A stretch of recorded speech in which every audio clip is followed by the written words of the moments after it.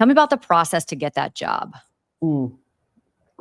Well, process is a loaded word here in Philly, Shannon, but I will tell you about the process. So the good news was, and this is another thing I tell kids all the time, apply for the jobs, go through the process, because I had been through the process with the Sacramento Kings just a couple of years prior and made it all the way to the final round with the Kings.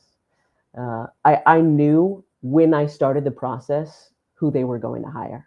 As you know, sometimes jobs are already decided, but you just go through the motions. Um, and I'm so grateful that I went through that, because the Sixers process, another NBC affiliate, it was NBC Bay Area, NBC California, and now I work for NBC Sports Philadelphia. Uh, the process was exactly the same. Wow. So because of that, there was a calm and confidence, right? Anytime you've Yeah. gone through something, you know what to expect. So all those nerves about doing something for the first time were gone. It started with a phone call with the producer, the executive producer of live events at NBC Philly. It was just a Zoom with us, just talking. And I, I thought never in a million years would the Philadelphia 76ers and Philadelphia hire a gay chick from California. So I was 100% myself, because if they were going to hire me, I wanted them to know exactly what they were going to get, because I thought that it would be a disservice to me and to them if I acted like somebody else and then got the job and wasn't that person. Was that the first time ever that you had sort of approached a job interview like that? Uh, yeah, I think it actually was. I just, just kind Yeah, of like said, I have nothing to lose. yeah, I got, fuck it. Like the Philadelphia Yeah. 76ers are never hiring me. So let's be 100% myself, the person that I've been on this podcast. And let's cuss and just see what happens, because I know this is going to be a huge leap for them. So I want them to know exactly what they're getting. And we chatted for about 15 or 20 minutes. This was back in summer of 2021. And I said, okay, cool. So this has been great. I've really enjoyed chatting with you. I have no idea how you feel about me. But if I am to proceed in this process, like what is the next step going to look like? And he said, well, you're calling Olympic basketball for NBC for the next couple of weeks. So just going to watch you, and we'll call you if we like what we hear. And I was like, sweet, cool, awesome. Well, enjoy the Olympics. I'm not going to be sleeping for the next 3 weeks anyway.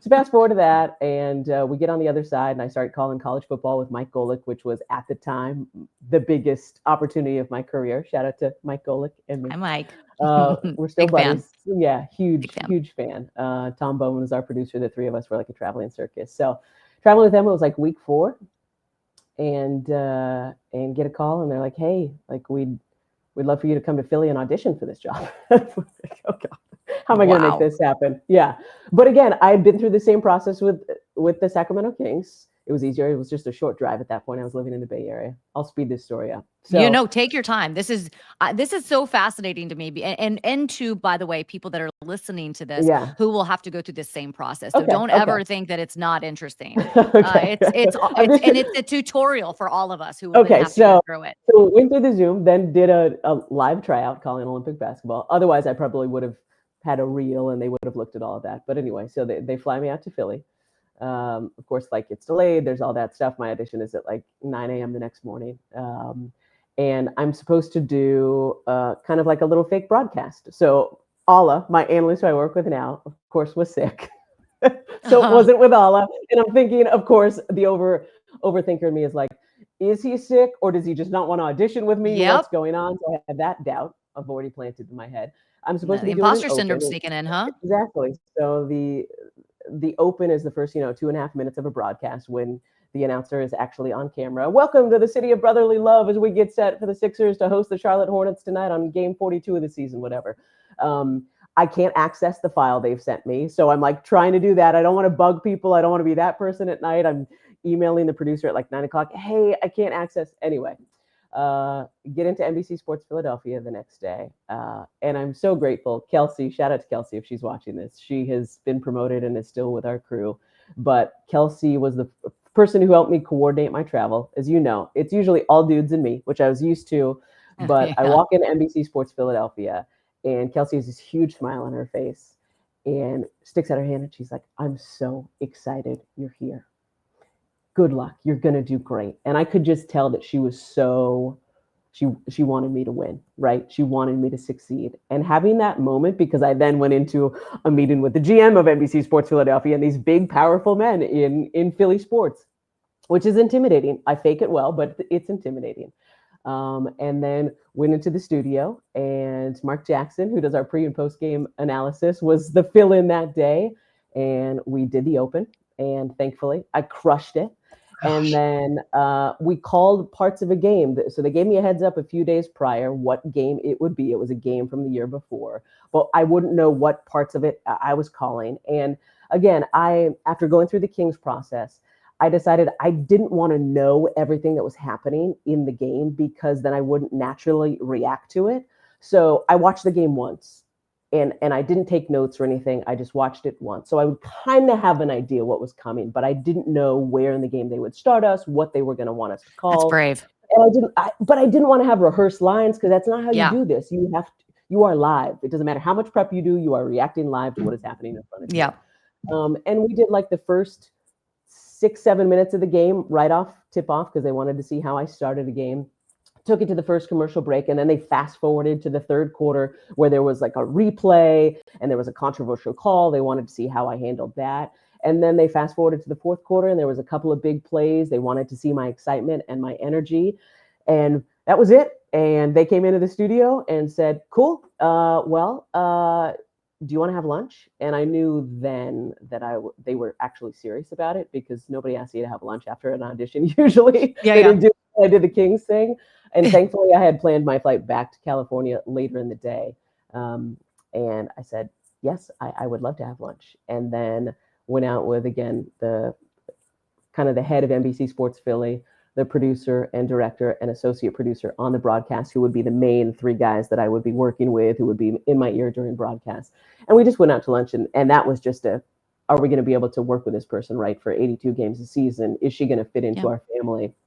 And all four of them were Philly guys, born and raised. But I love that. And finally, to end this story, I just asked them at the end of lunch, because again, I knew this was going to be a huge risk for all of us, even though I didn't think it was, because I thought I was ready for the position. I said, guys, let's just get the elephant out here. Let's set her down. Let's talk about her. Like, if you guys hire me, how do you think it's going to go?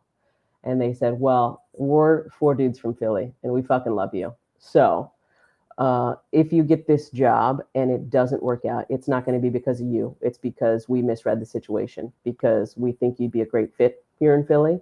And that hearing that support from them meant everything to me. And in that moment, I realized, if they offer me this job, I'm going to take it, because I know that these guys have my back. And then a number of weeks later, into the football season, again, I didn't hear from them. And you're like, okay, well, they liked me, but I wasn't right for them. Yeah. And then, got a call actually in an airport, ready to board a flight to go call a college football game with Mike Golick. And they usually call your agent. They don't call you, but they called. So your phone rings and it's a Philly area code. It's a Philly number, and I'm expecting them to say, Kate, it was so wonderful to meet you. Man, what a trajectory you're on. We're so excited for you. Unfortunately, we decided to go a different direction. That's what I was expecting. So I was like, okay, answer the phone. It's going to be okay. Don't cry. And I pick up the phone. Hey, Kate, it's Sean Alexiak with NBC Sports Philadelphia. Hey, Sean, how are you? Yeah, okay. We just wanted to say that we loved meeting you, and we would love for you to be the next voice of the Philadelphia 76ers. Oh, my gosh. And I'm going to start crying again. And the tears started running down my cheek. And in that moment, all the hard work, I was sleeping in my Prius in a parking lot in San Francisco, getting ready in Target bathrooms. I was like, wow, my life is about to change. This is incredible. I never thought that I would have this conversation. And here we are. I'm flying a college football game with Mike freaking Golick. The Philadelphia 76ers want me to be their play-by-play voice for the foreseeable future. Like, what is happening? This is never in my wildest dreams. And then I was an idiot and said, oh my gosh, thank you. Let me talk to my wife. Let me think this over. Yeah. When I wanted to say, hell fucking yeah, I would love to be the voice of the Philadelphia 76ers forever. That was a really big moment in my life and my career. And I'm so grateful to NBC and the Sixers for taking a chance on me, even though I didn't think it was a chance. But every day I crack the mic thinking of them and all the men and women who were a part of that decision, saying, okay, we're doing this. We're thinking outside the box. Yeah. We are putting all our cards in the middle of the table on Kate Scott. Let's see what she can do. And I'd never forget that chance they took on me in this city too, giving me a chance. So I try to pay them back every single time I crack the mic.